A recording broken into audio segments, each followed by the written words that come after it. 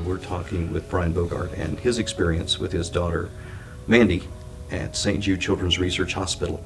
In the last video, we talked about your arrival at St. Jude, that they were there to meet you, and what was your first impression?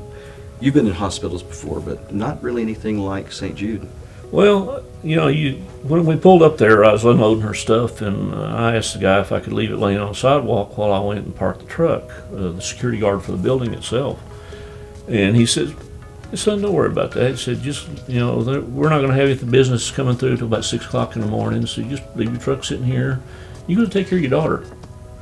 I'm thinking, okay, well, this is a little different. So I went and took her stuff up to the room where she was at, and when I got up there, they were already working on her. They have an oncologist on the floor 24 hours a day, and other doctors and nurses and stuff, and they were already working on her. So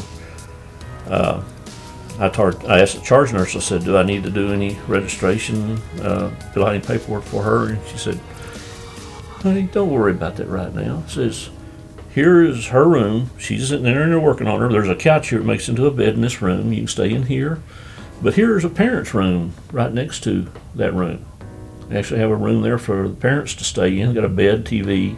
They also got a big picture window in it where you can see, and it's got a microphone where you can see and hear everything's going on in your child's room." So you get you some rest, and tomorrow when you feel like you go down and handle all that, you know, but get some rest first. And I'm thinking, this is a hospital, you know? I think we must have made a wrong turn somewhere, because it's not like a hospital. You know, they first usually want you to sign on a line when you walk in the door. And draw blood for the signature. Yeah.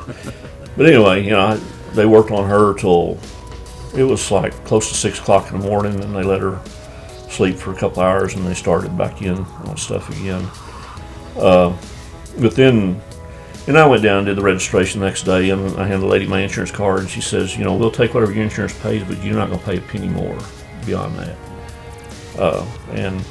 And it was really nice when they took that burden off, especially when you find out later how much something like this really costs. Well, let's jump on that for just a second. One, because we've discussed this a little bit, but people may not know just how much one of those treatments, just one of those treatments, can run. It depends on the particular chemo, but some of the chemo that she was getting in December, she got 8 doses of, is between $30,000 and $60,000 a dose. Just that one chemo. So, I mean, I don't know exactly what it would be right now, but I imagine she's probably getting up into the couple of $1 million worth of treatment that she's received from there. And worth every penny.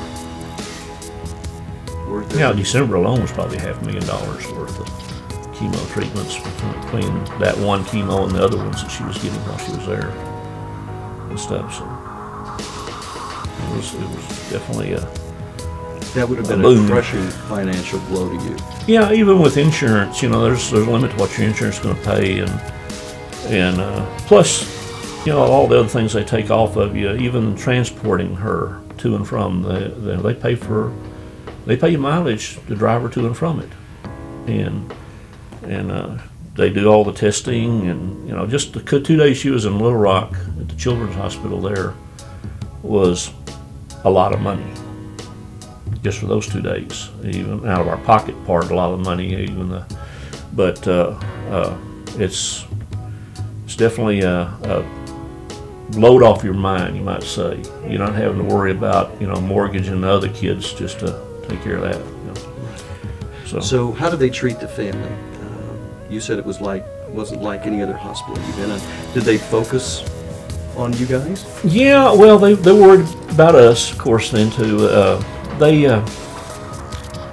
Like the first time I went back and took the other children to the hospital, they were expecting us to come with the kids, and they had some ladies there waiting for when we got there, and they took the little ones and they took them off to a room, and they gave them their little stethoscopes and masks, and they had a dummy there, and they explained everything they're going to be doing to their sister.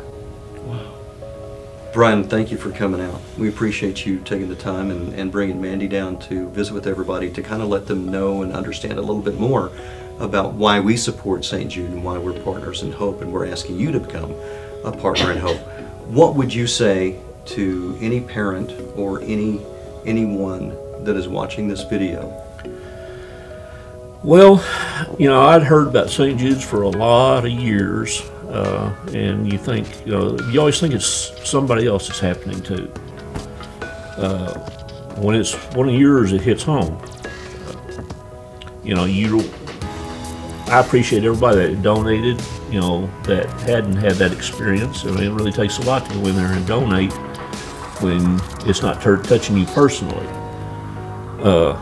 Granted, now that we've been touched personally, we're going to be partners with them for the rest of our lives. It's definitely made a difference in ours. I don't think there's any place in the country that probably compares. Even the affiliate hospitals are not near what St. Jude's itself is. So become a partner in hope. Right. Easy. $20 a month is all it takes. And we thank you for those of you who have already signed up and become a partner in hope with us. For those of you who haven't, we're going to post a number that you can call right now and become a partner in hope to help us continue the great work of St. Jude Children's Research Hospital and help kids beat cancer. Thanks for watching.